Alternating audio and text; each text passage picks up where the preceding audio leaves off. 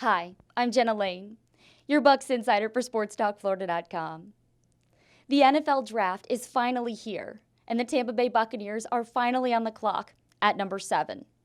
And the question on everyone's minds, who are they going to take? Well, for starters, when you're drafting at 7, you don't control your own destiny.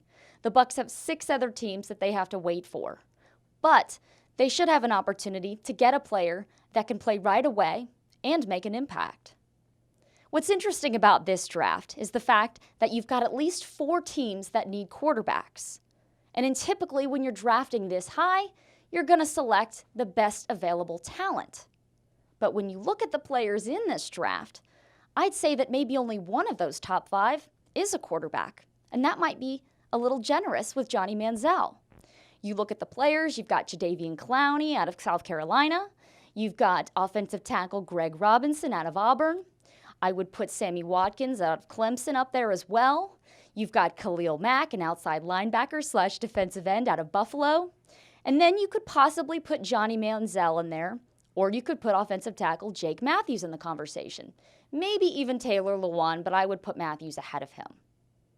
But with all that being said, because you have all these needs at quarterback, and you have all these players that aren't quarterbacks, it's really unpredictable as far as where the chips are going to fall. But ultimately, I see the Tampa Bay Buccaneers selecting wide receiver Mike Evans with the 7th overall position.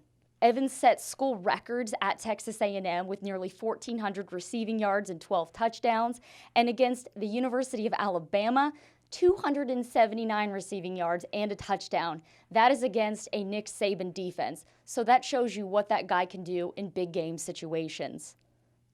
At 6'5", 231, he's a big physical receiver that you can put on the perimeter, line up opposite Vincent Jackson, and essentially duplicate what the Bears did up in Chicago with Brandon Marshall and Alshon Jeffrey.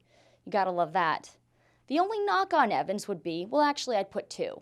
One is that he didn't run a full route tree at Texas A&M, and the other one being the fact that he doesn't have the speed of a Sammy Watkins or an Odell Beckham Jr. or some of the other receivers in this draft. But for a big guy, 4.53 is pretty impressive.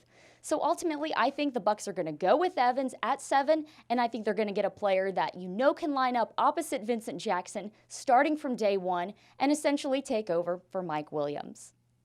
With Sports Talk Florida, I'm Jenna Lane.